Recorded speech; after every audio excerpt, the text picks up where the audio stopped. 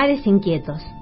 El buque encalló profundamente en las arenas, de manera que solo nos quedaba tratar de salvar la vida de cualquier manera. 11 embarcamos en un bote. Una ola gigantesca cayó con tal violencia que se dio vuelta en un instante. Nadé hacia adelante con todas mis fuerzas. Fui el único que consiguió pisar tierra. Empapado, sin ropa para cambiarme y nada que comer y beber, solo tenía un cuchillo, una pipa y un poco de tabaco en una cajita. Todo lo que se me ocurrió fue treparme a un frondoso árbol y allí me propuse estarme la noche entera y decidir, a la mañana siguiente, cuál sería mi muerte. Buenos días, mi nombre es Estela Maris Alazard y seré su guía en este itinerario. Así describía el escritor inglés Daniel Defoe en su famosa novela Robinson Crusoe las peripecias y aventuras de ese náufrago que había pasado 28 años en una remota isla desierta en las costas de América, cerca del gran río Orinoco. Yo lo había leído en mi niñez, como esos libros infaltables, que no pasan desapercibidos, y de los cuales no dejas de recordar su trama a pesar de que pasen los años. Y allí estaba, ese día parada en un acantilado al borde del precipicio, ante un mar bravío, con olas intimidantes que golpeaban furiosas las rocas milenarias, recordando esa historia, imaginando ese naufragio, y en él a tantos que habían perecido, o a veces no, en este mar del confín de la tierra. Un mar furioso lo había arrancado de su balsa y arrastrado hasta la orilla, un naufragio del que solo él había podido salvarse. Ese fin de semana, después de mucho tiempo de trabajar sin descanso en la misión y en la parrilla, mi familia y yo decidimos tomarnos un receso y salir a recorrer la isla. Cargamos la camioneta con todo lo necesario para el picnic y enfilamos por la ruta 3 rumbo al sur. Y luego de 80 kilómetros recorridos, nos encontramos con la intersección de la ruta complementaria A que nos llevaría a Cabo San Pablo. Esa era una de las rutas más bonitas para mí, rodeados de bosques de ñires, con grandes vegas y turberas. El camino zigzagueaba y no dejaba de maravillarnos. Varias estancias estaban a la vera del camino: Tepi, Rolito, donde pasamos a saludar a mi querida Ani Luna, el puesto Asturiana, el acceso a estancia Inés, Pirinaica y la estancia que llevaba el nombre del cabo, San Pablo. Al arribar a la zona de la hostería, que ya hacía varios años se encontraba abandonada, nos dirigimos a la cima del acantilado, donde un antiguo faro a 45 grados luchaba por no perecer ante los fuertes vientos que lo castigaban. El ascenso me había agitado, y al llegar me detuve a mirar la amplia costa y el mar infinito que la rodeaba. Ese día no estaba calmo, y casi me parecía sentir en mi rostro el spray salado que salpicaba desde abajo. Desde allí podía ver al Desdémona, ese testigo de que los naufragios no ocurrían solo en las historias de Robinson Crusoe, como creía cuando era niña. El mito de la Terra Australis incógnita era representado en la cartografía del siglo XVI como un continente de grandes dimensiones, cercano al Polo Sur, con contornos bien definidos, que empezaba en el Estrecho de Magallanes. Los mapas de la época mostraban un continente que cubría un tercio del globo terráqueo y donde Tierra del Fuego y la Antártida estaban unidas. Esta zona desconocida, por la que se aventuraban expedicionarios de todo el mundo, primero buscando el esperado paso interoceánico y luego para establecer puntos para la navegación, donde las flotas pudieran recalar y abastecerse. También lo hacían para inspeccionar la zona en busca de recursos marítimos aprovechables. Era un lugar de infinidad de naufragios. La creencia de monstruos y seres malignos impresionaban tremendamente a los que quedaban en tierra y daban argumentos sumamente válidos a los avesados navegantes que buscaban financiación para sus expediciones.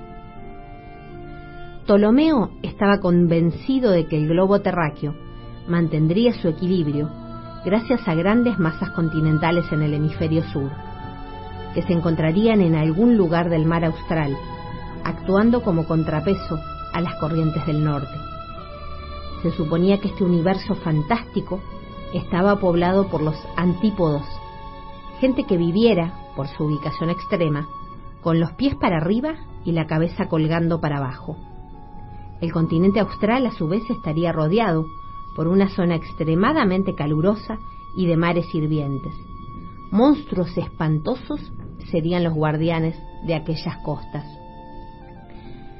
La crudeza del clima, los vientos huracanados, las tormentas impredecibles, las fuertes corrientes marinas, la escasez de alimentos y lo inhóspito de sus parajes, determinaba que el aventurarse por estas latitudes fuera un viaje a lo incierto, arriesgándose a dejar la vida en las profundidades del mar austral.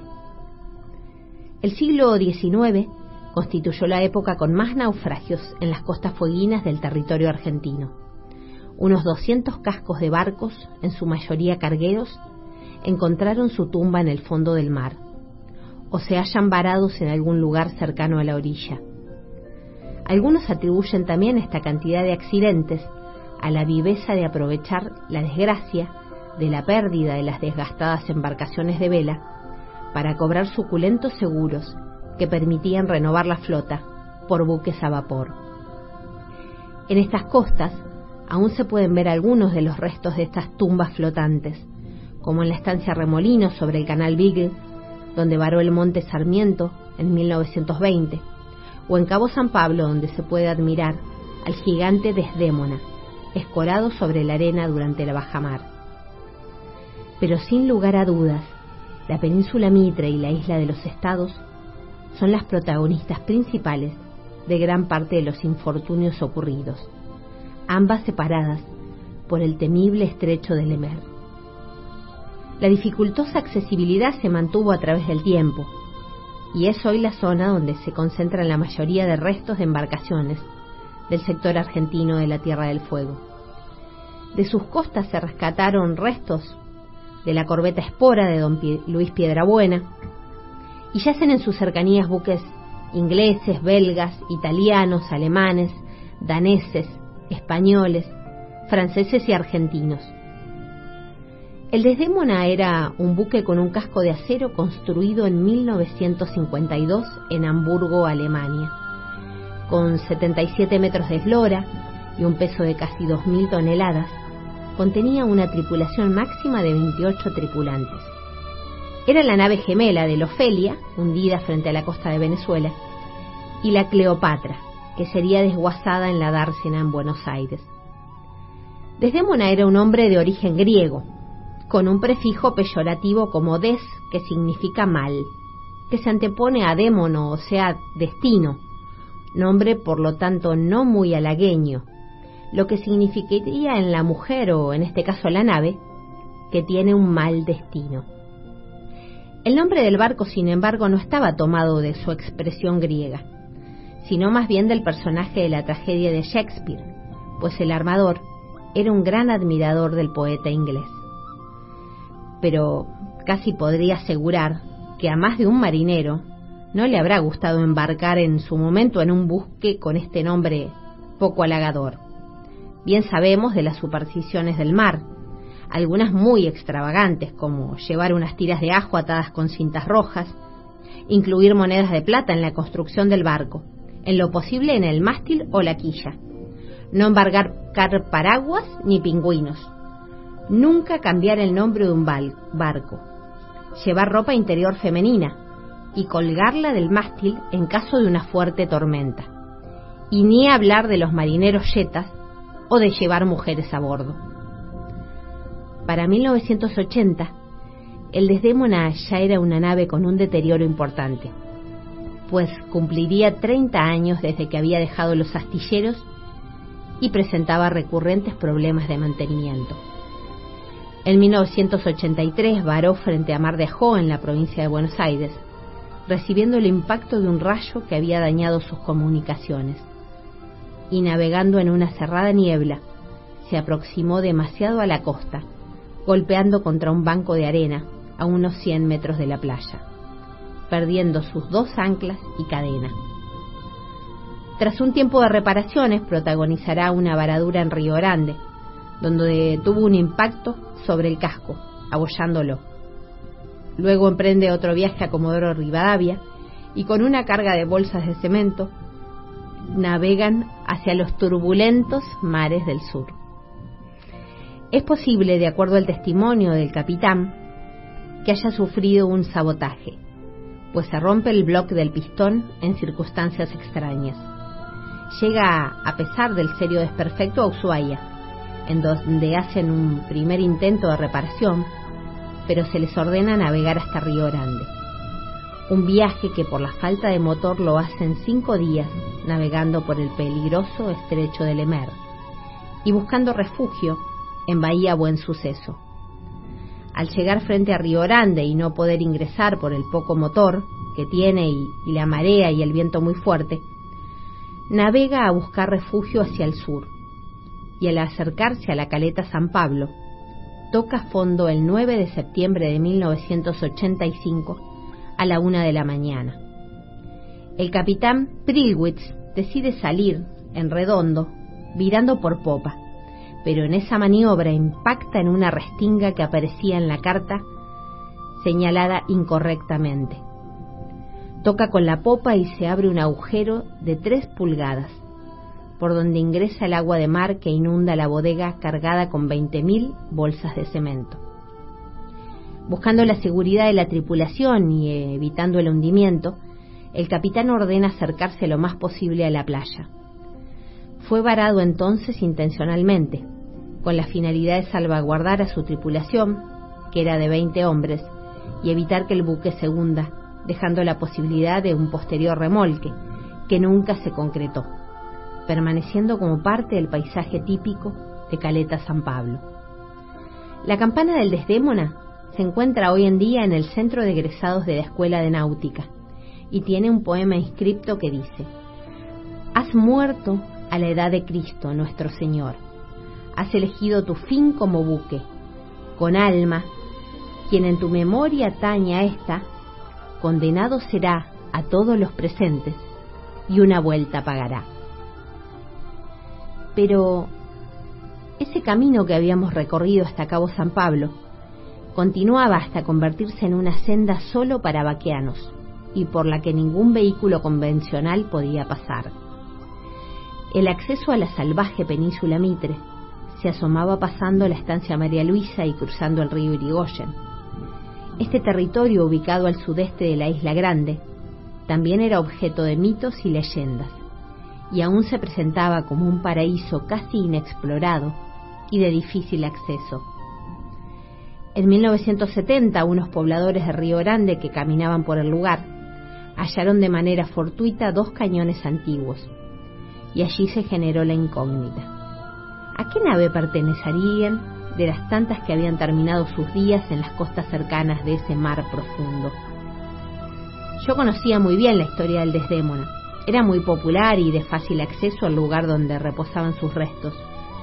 También había estudiado la fascinante historia del Duquesa de Albania, pues en mis prácticas de la carrera de turismo en el Museo del Fin del Mundo, un exquisito mascarón de proa había llamado mi atención y me había enterado que pertenecía a esa nave, que naufragara en 1893 cerca de la desembocadura del río Luz, también en la enigmática península Mitre.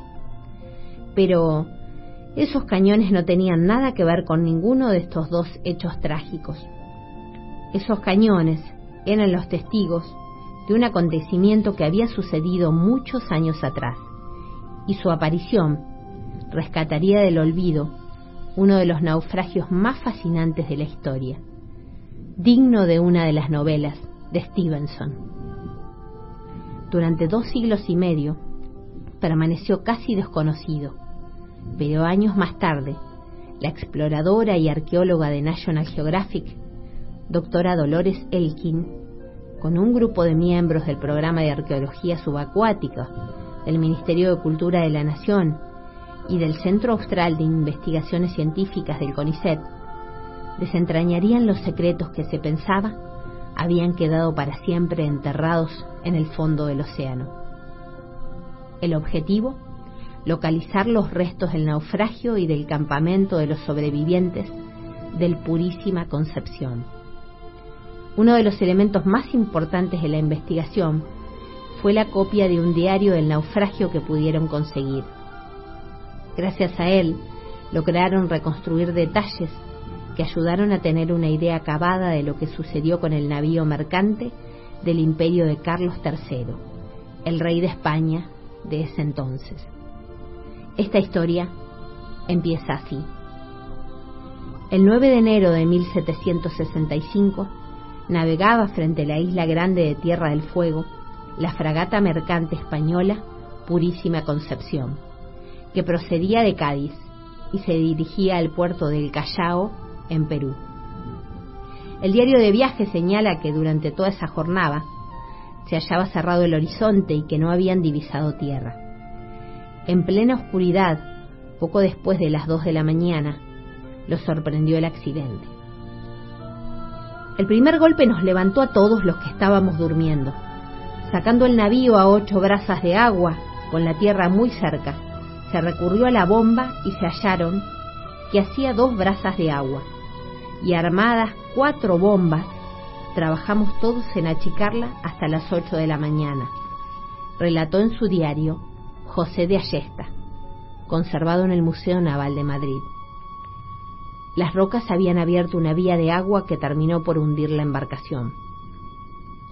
Encalló el navío y quedamos perdidos en la Isla del Fuego, en la costa de los 3 Hermanos, y a 5 leguas a barlovento del estrecho de Lemer, según las cartas náuticas, detalló el cronista. Las 193 personas que viajaban a bordo pudieron gradualmente llegar a tierra firme. Los nativos originarios de la zona vieron llegar a esos desgraciados a la orilla, buscando refugio ante tamaña tragedia. ¿No parece la escena escrita por Defoe? Pero esto era real. Lejos de rebelarse contra ellos, mantuvieron una convivencia pacífica. Allí los náufragos construyeron unas barracas y vivieron más de 2 meses en un lugar llamado Caleta Falsa, la que en 1999 sería declarada lugar histórico nacional.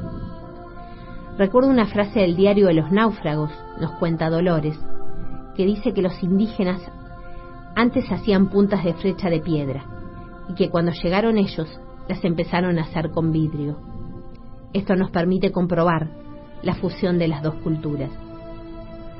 La punta de flecha confirma la relación que establecieron los náufragos y los habitantes de la zona, y que documentaron en sus diarios algunos de los marinos. Hoy a la mañana nos visitó un grupo de 40 indios, detallan los documentos.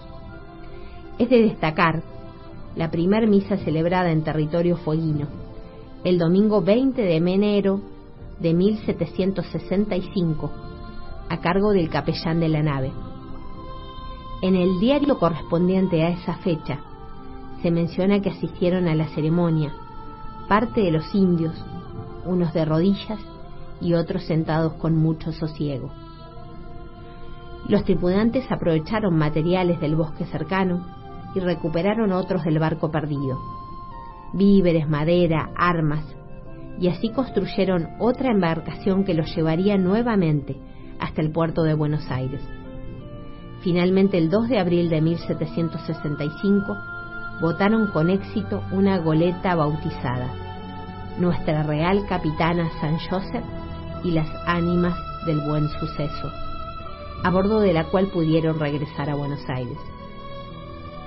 Excavaciones arqueológicas y el soporte del equipo del programa de arqueología subacuática, con un entrenamiento especial de buzos para sumergirse en esas aguas profundas, sería el derrotero que seguirían los investigadores hasta nuestros días, para reconstruir los detalles de este episodio que marcó la historia fueguina.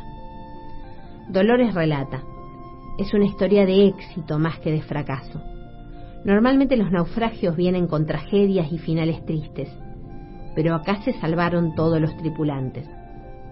Hubo algún fallecido, pero por otras razones.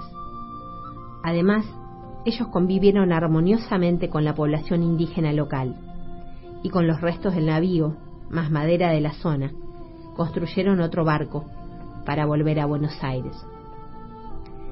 Estas historias tuvieron como protagonistas a hombres decididos a sobrevivir a pesar de todo, en una lucha cuerpo a cuerpo con la naturaleza y especialmente con el mar. El mar, antes que el sueño o el terror tejiera mitologías y cosmogonías, antes que el tiempo se acuñara en días, el mar, el siempre mar, ya estaba y era. ¿Quién es el mar? ¿Quién es aquel violento y antiguo ser que roe los pilares de la tierra? Y es uno y muchos mares, y abismo y resplandor y azar y viento. Quien lo mira, lo ve por primera vez, siempre con el asombro de las cosas elementales, las hermosas tardes, la luna, el fuego de una hoguera. ¿Quién es el mar? ¿Quién soy? Lo sabré el día ulterior que sucede a la agonía. Jorge Luis Borges. Por la blanda arena que lame el mar, su pequeña huella no vuelve más. Un sendero solo de pena y silencio llegó hasta el agua profunda. Un sendero solo de pena muda llegó hasta la espuma. Sabe Dios qué angustia te acompañó, qué dolores viejos cayó tu voz, para recostarte arrullada en el canto de las caracolas marinas. La canción que canta en el fondo oscuro del mar, la caracola. Te vas, Alfonsina, con tu soledad, ¿qué poemas nuevos fuiste a buscar? Una voz antigua de viento y de sal te requiere el alma y la está llevando, y te va hacia allá como en sueño, dormida Alfonsina, vestida de